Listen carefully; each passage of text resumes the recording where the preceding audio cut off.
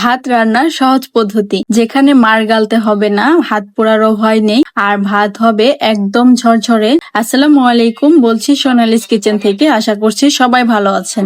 আজ আমি আপনাদের সাথে শেয়ার করব এমন একটা রেসিপি, যারা নতুন রান্না শিখছেন বা প্রতিদিন রান্না করেন তাদের জন্য এটা হবে একদম পারফেক্ট টিপস। এর জন্য আমি একটি মেজারমেন্ট অনুযায়ী কাপ নিয়ে নিয়েছি। আপনারা চাইলে আপনাদের ইচ্ছা মতো যে কোনো একটি কাপ নিয়ে নিতে পারেন। আর খেয়াল রাখতে হবে চাল এবং পানির পরিমাপ এই কাপ দিয়ে দিতে হবে। সাধারণত 1 কাপ চালে 2 কাপ পানি দিতে হবে। এ পর্যায়ে আমি 1 কাপ চাল নিয়ে নিয়েছি এবং চালগুলোকে ভালোভাবে কষলিয়ে ধুতে হবে। যতক্ষণ না পর্যন্ত পরিষ্কার পানি বের না হয় ততক্ষণ পর্যন্ত পরিষ্কার করে ধুয়ে নিব।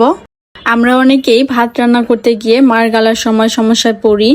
অনেক সময় গরম পানি হাতে লেগে পুড়ে যায়, আবার কিচেনও নোংরা হয়ে যায়। তাই আজ আমি দেখাবো কিভাবে এই ঝামেলা ছাড়াই একদম পারফেক্ট ভাত রান্না করা যায়। প্রথমে আমি 1 কাপ চাল নিয়েছি এবং ভালোভাবে পরিষ্কার করে ধুয়ে চুলায় বসিয়ে দিয়েছি। এবার সবচেয়ে গুরুত্বপূর্ণ অংশ পানির পরিমাণ। 1 কাপ চালে আমি 2 কাপ পরিমাণ পানি দিয়ে দিব। আর এই মাপটাই ঝরঝরে ভাতের সিক্রেট রেসিপি। এই পদ্ধতিতে ভাত রান্না করলে সময় বাঁচে, কিচেন পরিষ্কার থাকে এবং নতুনদের জন্য খুব সহজ, আর সবচেয়ে বড় কথা নিরাপদ। তাই আমি বলবো সবাই একবার হলেও এই পদ্ধতিতে ভাত রান্না করে দেখতে পারেন। আশা করছি আপনাদের কাছে ভালো লাগবে।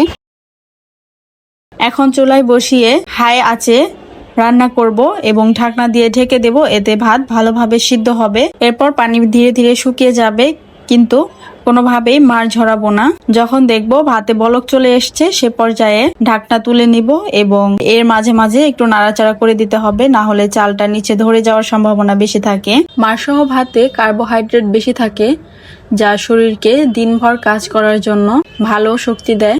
ভাতের মারে অনেক ভিটামিন ও মিনারেল থাকে। মার না ফেললে এই পুষ্টিগুলো শরীরে চলে যায়। এ পর্যায়ে চুলার আঁচ হাই হিটে আছে, তবে একবার নাড়াচাড়া করে তারপর চুলার আঁচ লো ফ্লেমে করে দিয়ে ঢাকনা দিয়ে ঢেকে দিব।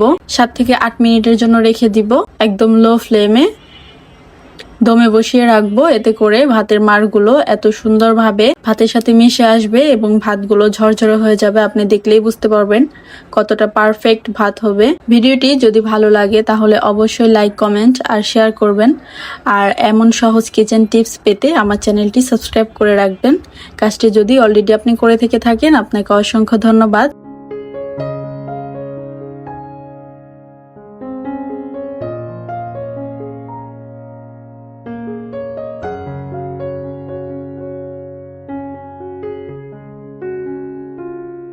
এ পর্যায়ে 7 থেকে 8 মিনিট পর ঢাকনা খুলে ভাতগুলো একটু উল্টে পাল্টিয়ে দেখব ঠিকঠাক সিদ্ধ হয়েছে কিনা। আপনারা খেয়াল করলে বুঝতে পারবেন। এভাবে একটা ভাত চাপ দিয়ে ধরলেই বুঝতে পারবেন ভেতরে কাঁচা অংশ আছে কিনা, নাকি সবটুকু সিদ্ধ হয়ে গিয়েছে। এই তো খুব সহজে আমার কিন্তু পারফেক্ট ঝরঝরে ভাত রান্না হয়ে গেল।